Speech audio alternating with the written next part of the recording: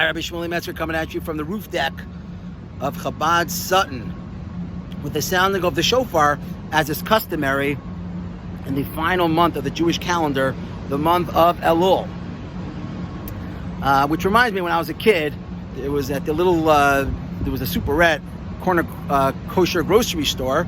In the month of Elul, a sign would go up which read, "Pray now, beat the rush." I thought it was a cute little sign. Upon further study, I realized that this is actually reflecting ancient Jewish wisdom.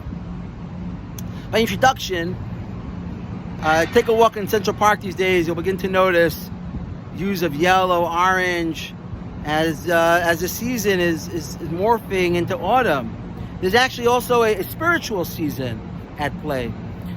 In the weeks running up to the high holidays, even people who did not receive a sophisticated Jewish education by no fault of their own described to me something of a stirring of the soul, become more existential this time of year, more aware of our faith, and think more about existence and about Hashem, about God, about the Torah, and what it means to be a Jew. And a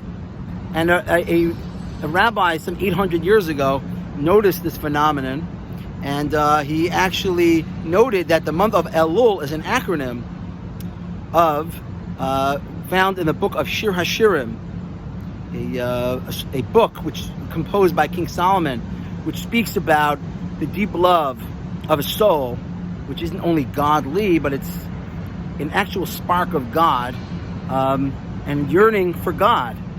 Anila Dodi Vidodi Li translates, "I am to my beloved, and my beloved is to me," or loosely translated, "I'm his, he's mine." And there's something of a emotion, a stirring of the soul, emotions which are otherwise static or dormant. Why is this? So the Alter Rebbe, the founder of Chabad, says that this is actually reciprocal, because there's a stirring of God to us. And he gives a stirring of emotion, of love from God to us. And he offers a beautiful parable which takes us to a time and a place where there is an all-powerful and benevolent monarch that leaves his throne room and goes into the field to meet his nation.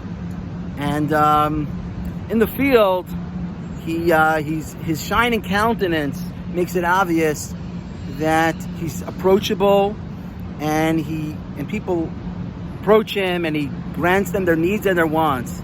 So too, says the Alter Rebbe, that even weeks before the 10 days of Teshuvah, which begin with Rosh Hashanah and conclude with the shofar blasts, which culminate with the shofar blasts at the end of Yom Kippur, even weeks before, we can get in the zone and be written and sealed for a happy new year.